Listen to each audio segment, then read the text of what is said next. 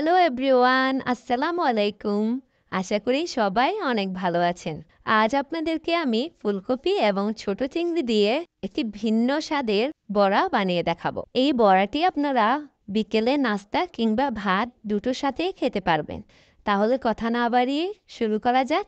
চিংড়ি আর ফুলকপির বড়া বানানোর জন্য আমি এখানে ছোট চিংড়ি নিয়ে নিয়েছি 250 গ্রাম পরিমাণ, আর নিয়ে নিয়েছি ফুলকপি। ফুলকপিটি আমার পুরোটা লাগবে না, এখান থেকে 3-4টি ফুল নিলে আমার হয়ে যাবে। আর এই ছোট চিংড়িগুলো কাটাকুটির কোনো ঝামেলা নেই, শুধু পরিষ্কার করে ধুয়ে নিলেই চলবে। আমি ফুলকপি থেকে 3টি ফুল নিয়ে নিয়েছি এবং এগুলোকে আমি খুব ভালোভাবে পরিষ্কার করে ধুয়ে নিয়েছি। এখন এই ফুলগুলোকে আমি গ্রেটারের মোটা অংশটা দিয়ে খুব ভালোভাবে গ্রেট করে নেব। এই যে ঠিক এভাবে করে আমি ফুলকপিগুলোকে গ্রেট করে নিয়েছি। এবার আমি বড়ার মিশ্রণটি তৈরি করে নেব। প্রথমে আমি ধুয়ে রাখা মাছগুলো ফুলকপিতে দিয়ে দিচ্ছি। 4টি মাঝারি সাইজের পেঁয়াজ কুচি দিয়ে দিচ্ছি। 2টি পাকা টমেটো কুচি করে দিয়ে দিলাম। শীতকালে যেহেতু প্রচুর পরিমাণে পেঁয়াজকলি পাওয়া যায়, তাই আমি কয়েকটি পেঁয়াজকলিও এখানে কুচি করে দিয়ে দিচ্ছি। দিয়ে দিচ্ছি ধনিয়া পাতা কুচি, কাঁচামরিচ কুচি দিয়ে দিচ্ছি 5-6টি পরিমাণ।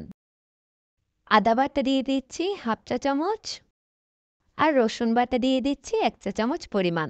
লাল মরিচের গুঁড়ো দিয়ে দিলাম 1 চা চামচ, 2 চা চামচ জিরা ধনিয়ার গুঁড়া,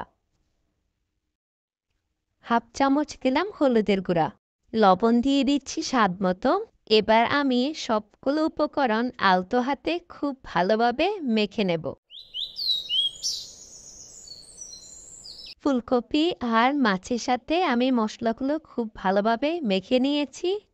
এবার আমি এতে 1 কাপ পরিমাণ ময়দা দিয়ে আবারও আমি খুব ভালোভাবে মেখে বড়ার মিশ্রণটি তৈরি করে নেব। বড়া তৈরির জন্য আমার মিশ্রণটি একদম রেডি হয়ে গিয়েছে। দেখুন এটা কতটা লোভনীয় হয়ে গিয়েছে।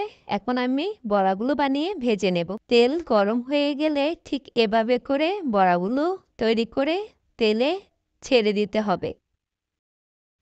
আমি এভাবে করে সবগুলো বড়া বানিয়ে নিচ্ছি। মিডিয়াম আঁচে বড়াগুলোকে এপিট ওপিট উল্টে ভালোভাবে ব্রাউন করে ভেজে নিলে মচমচে ফুলকপি আর ছোট চিংড়ির বড়া একদম তৈরি হয়ে যাবে। এই বড়াটি আপনারা চাইলে ভাত কিংবা বিকেলে নাস্তায়ও খেতে পারবেন।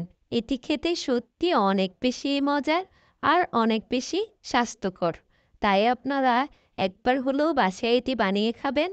আজ তাহলে এ পর্যন্ত। সবাই ভালো থাকবেন, সুস্থ থাকবেন, ঘরোয়া খাবার খাবেন। আল্লাহ হাফেজ।